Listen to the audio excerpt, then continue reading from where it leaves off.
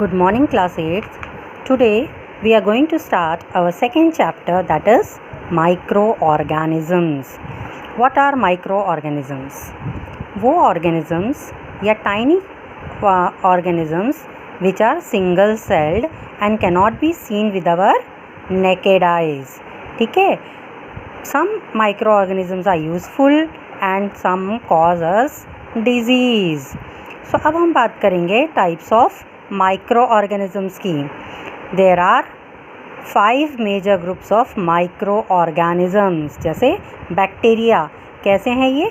इस बैक्टीरिया का सिंगुलर है बैक्टीरियम. फिर है सेकेंड ग्रुप वायरसेस का. थर्ड प्रोटोजोआज. फोर्थ फंगाई, इसका सिंगुलर होता है फंगस. एल्गी सिंगुलर है एल्गा. अब एक एक को हम समझें कि क्या है ये. ठीक है. Bacteria, they were the first among the living things to appear on the earth. ठीक है.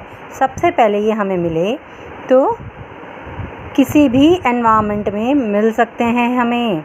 And inside the organisms also. Bacteria की अलग अलग शेप हैं. कुछ स्पाइरल हैं, उन्हें कोकाई कहा जाता है. स्फेरिकल हैं, कोकाई कहा जाता है. सम आर स्पाइरल, तो स्पाइरिला कहा जाता है. रॉड शेप्स हैं, उन्हें बेसिली कहा जाता है.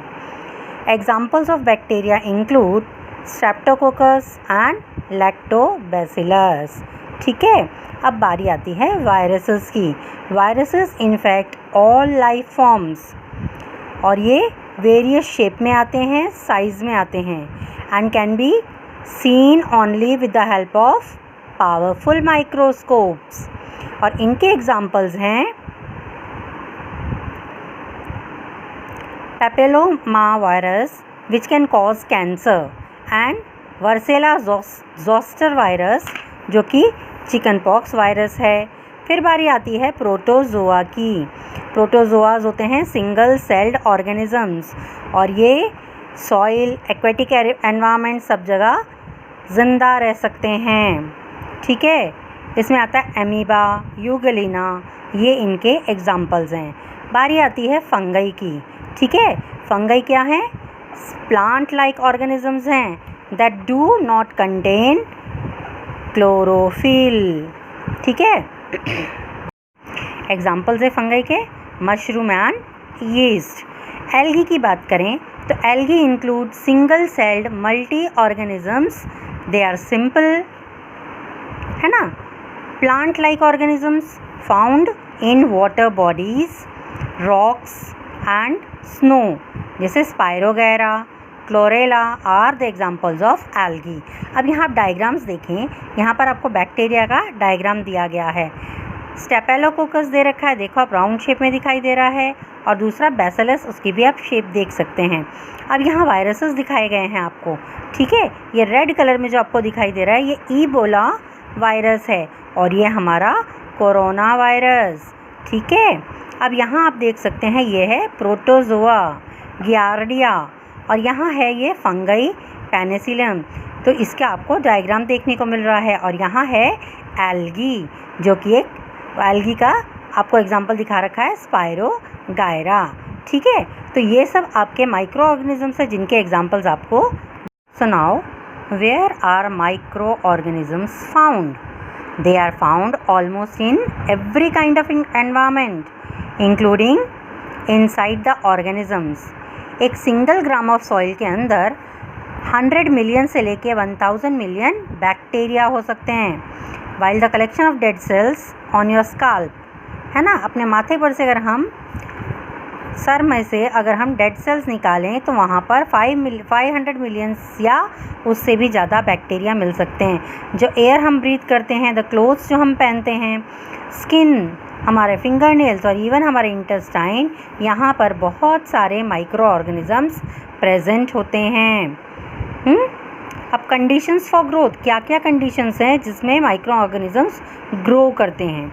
Different micro organisms have different needs. They grow under a wide range of conditions. ठीक है. सबसे पहले बात आती है ऑक्सीजन की.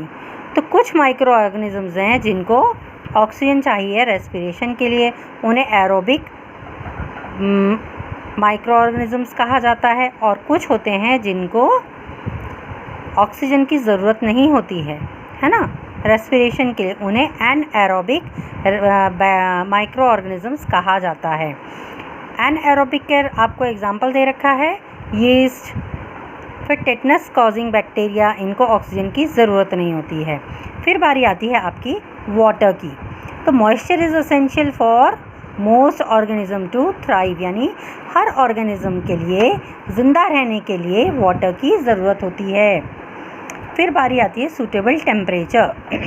सम micro organism can tolerate and grow at extreme temperature, यानी -10 डिग्री सेल्सियस से और 100 डिग्री सेल्सियस से ऊपर भी हो टेम्परेचर, इतने बड़े रेंज में, -10 से लेकर के 100 डिग्री सेल्सियस तक। But in general micro organisms कौन से टेम्परेचर में ज़्यादा सूटेबल रहते हैं? 25 डिग्री सेल्सियस से लेकर 38 डिग्री सेल्सियस तक। ठीक है, बारी आती है डार्क प्लेसेस की। Many micro organism thrive in dark places, जहाँ पर डायरेक्ट सनलाइट नहीं आती है वहाँ पर ये माइक्रो ऑर्गेनिजम्स रहते हैं, क्योंकि सनलाइट माइक्रो ऑर्गेनिजम्स को किल कर सकता है। हाउएवर फोटोसिंथेटिक माइक्रो ऑर्गेनिजम्स, जो फोटोसिंथेसिस करेंगे उनको तो सनलाइट की ज़रूरत होगी ही, है ना। फिर बारी आती है सूटेबल फूड सप्लाई। फूड भी तो चाहिए माइक्रो ऑर्गेनिज्म को ग्रो करने के लिए, तो micro organism leave and feed on wide range of material. कईयों को, कुछ को हम सैप्रोफाइट्स भी कहते हैं, जैसे फंगई एंड बैक्टीरिया। ये क्या करते हैं? डेड और डिकेड मटेरियल पर सर्वाइव करते हैं, है ना, इसलिए इन्हें सैप्रोफाइट्स कहा जाता है। Other like some bacteria, fungi and protozoas are parasites. तो वो फूड कहाँ से ऑब्टेन करते हैं? उनके होस्ट ऑर्गेनिज्म से। Some bacteria, protozoa and algae can photosynthesis. अब यहाँ आपको एक एक्टिविटी दे रखी है ना, कि टू ऑब्जर्व ब्रेड मोल्ड्स। कई बार हमने देखा है कि ब्रेड को अगर हम गीली जगह पे छोड़ दें तो वहाँ उसके ऊपर थोड़ा सा ब्लैकिश डार्क पैचेस ग्रो होने लग जाते हैं, और ये कुछ और नहीं है, ये है फंगस, है ना। और ये फ्रूट्स पे, वेजिटेबल्स पे भी देखने को हमें मिल जाती हैं, है ना, अगर हम उन्हें ओपन में रख दें थोड़े दिनों के लिए। ठीक है, तो कुछ बैक्टीरियाज हार्मफुल हैं, कुछ हमारे लिए यूज़फुल भी होते हैं। आज हम यूज़फुल माइक्रो ऑर्गेनिजम्स के बारे में बात करेंगे। Micro organisms are useful to us in many ways. सबसे पहले बात आती है इंक्रीजिंग सॉइल फर्टिलिटी। तो यहाँ बैक्टीरिया और fungi decompose dead organisms and organic matter like dung, straw and grass. अब इनमें से न्यूट्रिएंट निकालते हैं और क्या करते हैं? सॉइल को प्रोवाइड करते हैं। और इससे क्या होता है कि accumulation of dead organic matter भी नहीं होता है सॉइल में, और सॉइल को अपने न्यूट्रिएंट वापस मिल जाते हैं। ठीक है, micro organisms have very important role to play in nitrogen fixation. तो प्लांट जैसे कि बीन्स, पीस, सोयाबीन, ये सब क्या है? लेग्यूम फैमिली को बिलोंग करते हैं, और इनके स्वेलन पार्ट्स होते हैं इनके रूट्स में, जिन्हें नोड्यूल्स कहा जाता है। Different species of rhizobium bacteria in swellings में रहती हैं, और ये क्या करते हैं?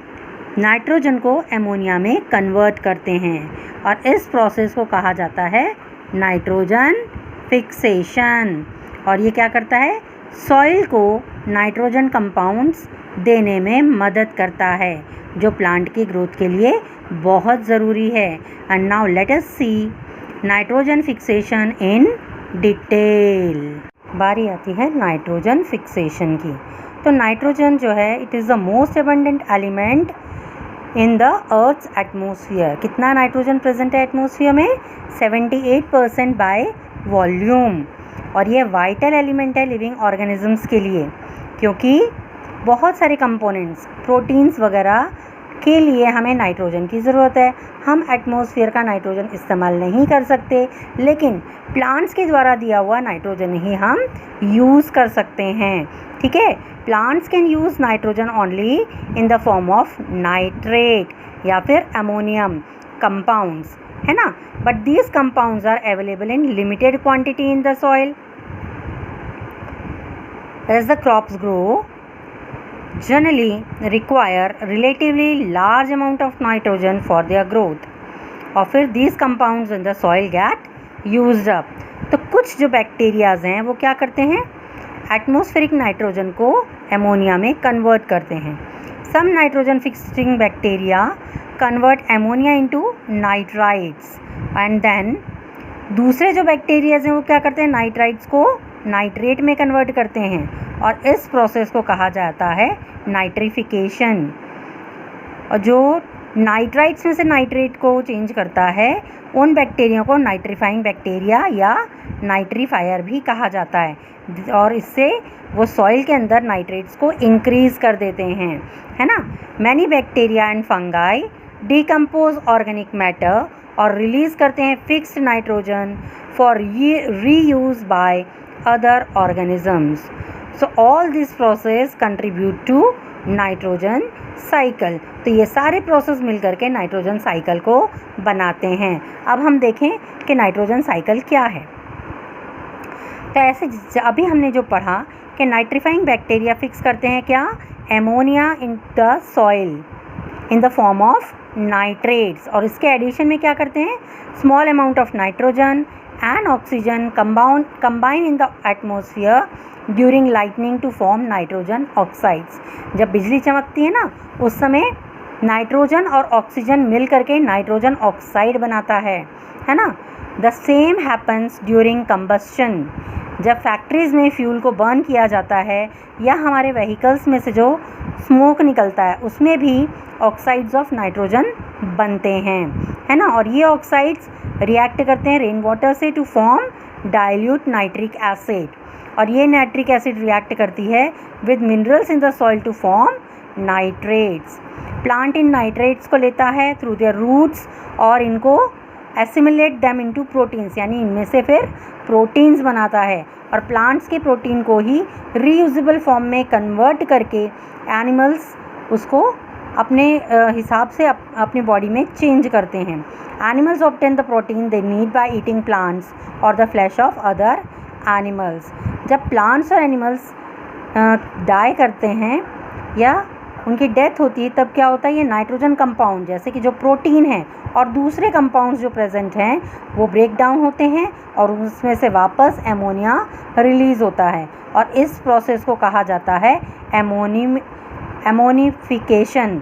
ठीक है, एमोनिया जो प्रोड्यूस हुआ है वो अलग अलग प्रोसेस से वापस एंटर हो सकता है. Some bacteria directly break down ammonia to release atmospheric nitrogen. ठीक है, एटमॉस्फेयर का जो फ्री नाइट्रोजन है उसमें रिलीज़ कर देते हैं. और नाइट्रीफाइंग बैक्टीरिया क्या करता है, एमोनिया को नाइट्रेट्स में कन्वर्ट करता है. नाइट्रेट्स में be stored in humus and taken up again by plants और leached from soil and carried to lakes and streams. मतलब जो सॉइल के अंदर नाइट्रेट्स प्रेजेंट है, ह्यूमस के अंदर प्रेजेंट है, वो प्लांट्स ले लेते हैं, और जो नहीं लेते तो वो क्या होता है, वाटर के साथ सॉइल के अंदर सीप कर जाएगा, गहराई तक चला जाएगा, या फिर वॉश होकर के लेक्स और स्ट्रीम्स में चला जाता है. They may also be converted to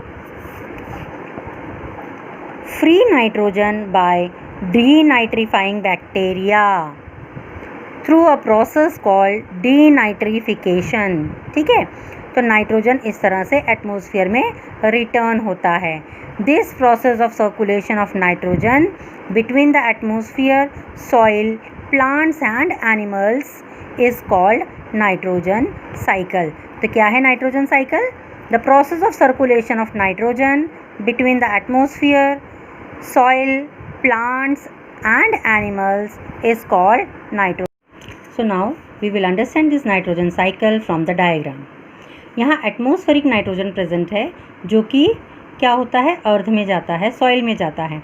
तो यहाँ पर कौन काम कर रहा है, प्लांट्स के अंदर nitrogen fixing bacteria in the root nodules. ठीक है, और फिर nitrogen fixing bacteria in the soil क्या बनाते हैं, ये नाइट्रेट्स, और ये नाइट्रेट्स प्लांट यूज़ करता है.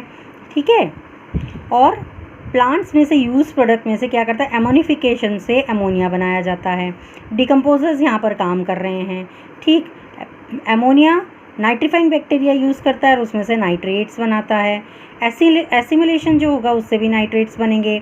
डीनाइट्रीफाइंग बैक्टीरिया क्या करेगा, नाइट्रेट्स में से एटमॉस्फेरिक नाइट्रोजन फ्री करेगा। और यहाँ अगर हम बात करें कि नाइट्रोजीनियस फर्टिलाइजर्स हों हमारे, या इंडस्ट्रियल फिक्स नाइट्रोजनियस फर्टिलाइजर्स में से फिर नाइट्रेट्स बनेंगे, है ना।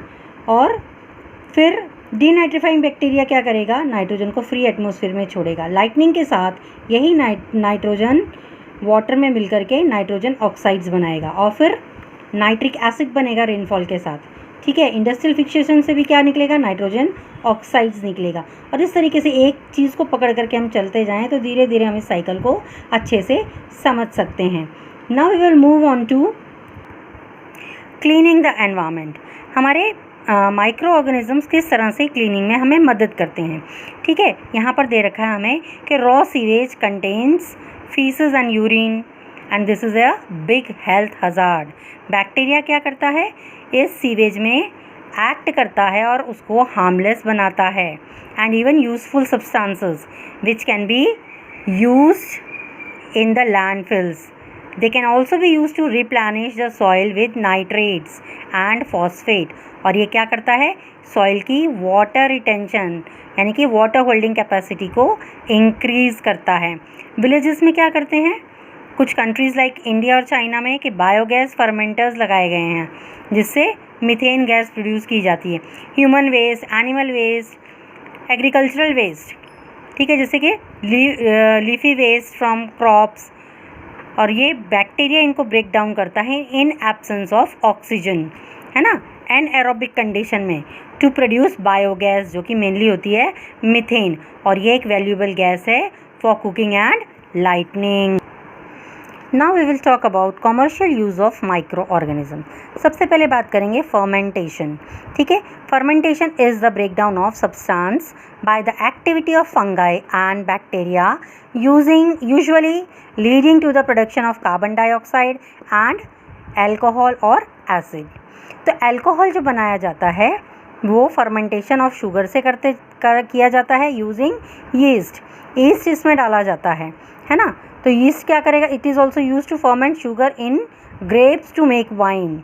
Sugar in rice and barley are fermented to produce beer, है ना। तो ये हमारे फर्मेंटेशन, आपको ये प्रोसेस ऐसे समझ में आएगा जल्दी से कि घर में मम्मी इडली डोसा जब बनाती हैं तो आप देखते हैं कि वो फर्मेंट होता है, आप उसका डो जो होता है उसको राइज होते हुए देखते हैं, है ना। तो आपको पता चलता है कि यहाँ पर ये राइज होता है डो, तो किस वजह से होता है कि फर्मेंट होता है और उसमें कार्बन डाइऑक्साइड गैस इवॉल्व होती है, ठीक है। बात करते हैं यीस्ट की। तो यीस्ट क्या है, it is used in the bakeries to make bread. When it is added to dough, it produces carbon dioxide, ठीक है। जब उसको डो में आटे में डाला जाता है और उसको गूंधा जाता है, आटे को नीड किया जाता है, then it makes the dough rise, है ना। Bread made from the dough is soft fluffy due to the gas. और yeast is also use to make dhokla light and fluffy. Idli और डोसा की बात मैंने पहले ही की कि made by grinding rice and pulses to a fine paste. The mixture is allowed to stand for few hours. और फर्मेंटेशन वहाँ पर नेचुरली होती है due to bacteria in the mixture, ठीक है। Here you are given an activity to demonstrate fermentation by yeast. Material क्या क्या चाहिए आपको, यीस्ट है, sugar, water, bottle, balloon, thread, lime water, glass etcetera. Method क्या है, आपको गर्म पानी लेना है बॉटल में और उसमें आपको क्या करना है, 1 टेबल स्पून ऑफ यीस्ट को डालना है और 2 टेबल स्पून ऑफ शुगर और उसको मिक्स करना है। अब इस बॉटल के माउथ पर आपने क्या करना है, एक बैलून को फिट करना है और आपने ऑब्जर्व करना है इस सेटअप को आफ्टर हाफ एन आवर, ठीक है। जब आपने बैलून फिट किया तब तो वो फ्लैट था, लेकिन अब आपको कैसे दिख रहा है, ये बल्ज्ड आउट यानी फूला हुआ दिख रहा है। ऑब्जर्वेशन एंड कंक्लूजन क्या है, after some time you will notice the balloon inflating. This is because yeast breaks down the sugar and release carbon dioxide gas. और ये गैस बैलून में एंटर हो जाती है और बलून को फिल कर देती हैं। अब दूसरा, ये जो कार्बन डाइऑक्साइड गैस जो बनी थी, जो बलून के अंदर गई, उसको कैसे टेस्ट करेंगे कि ये कार्बन डाइऑक्साइड गैस ही है।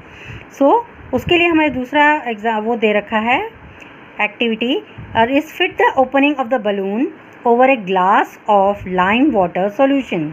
ठीक है, और उसको शेक करना है। अब ऑब्जर्व क्या करना है कि लाइम वाटर मिल्की हो जाएगा। कार्बन डाइऑक्साइड गैस जब उसमें मिक्स होती है तो लाइम वाटर मिल्की बन जाता है। So it produces when carbon dioxide reacts with calcium hydroxide in the lime water, it produces calcium carbonate precipitates which in turn turns the lime water milky। ठीक है, तो इस तरीके से आपने क्या किया कि फर्मेंटेशन में या यीस्ट को यूज़ करने में कार्बन डाइऑक्साइड गैस इवॉल्व होती है और वो गैस लाइम वाटर को मिल्की करती है। तो ये हमारा कंफर्मेशन टेस्ट हो गया कि ये कार्बन डाइऑक्साइड गैस ही है। So you have learned in earlier classes that lanolin or jute fibers are kept in the water and then the fibers are separated। कैसे होता है? लैनिन किससे बना होता है? ये फ्लैक्स से मिलता है हमें, है ना, और जूट फाइबर्स हमें मिलते हैं जूट प्लांट से। The plants are tied in bundle and placed in water. Bacteria enter करता है स्टेम्स में और ग्रेजुअली डिस्ट्रॉय करता है स्टेम टिश्यू को, और उसको सपोर्ट करने वाले जो फाइबर्स होते हैं उनको लूजन करता है, और इस प्रोसेस को बोला जाता है रैटिंग। और इससे this fibres are used to make threads. Leather के प्रोडक्शन में भी micro organisms an important role play करते हैं। The action of micro was traditionally use in the leather making industry. क्या करता है ये? The processing hide, animal skins जो होते हैं यूज़ करते हैं लेदर प्रोड्यूस करने के लिए। तो बैक्टीरिया इन पे काम करता है और स्किन को क्या बना देता है? Soft and pliable. ठीक है, तभी हम इन्हें यूज़ कर पाते हैं। फूड इंडस्ट्री की बात करें तो making of curd and cheese. So some bacteria break down lactose, milk sugar जो मिल्क में प्रेजेंट होती है, टू फॉर्म लैक्टिक एसिड, और इससे ही जब मिल्क लैक्टिक एसिड में टर्न होता है तभी मिल्क सॉर होता है ना। Lactin acts on casein, protein है मिल्क के अंदर present, and this helps in the formation of curd. The making of cheese is similar in some way. Bacteria यहाँ पर भी क्या करता है? Convert the lactose found in the milk to lactic acid, and enzyme is added to set the curd. Enzyme डाली जाती है curd को सेट करने के लिए, जमाने के लिए। The semi solid curdled material is separated from the fluid, और उसमें से चीज़ बनाया जाता है। Fungi and bacteria act on the fresh cheese and give its characteristic smell and flavour. फिर विनेगर किससे बनाया जाता है वो देखते हैं। ये cells break down sugar found in fruits and convert it into alcohol. Bacteria acts on this alcohol to form vinegar.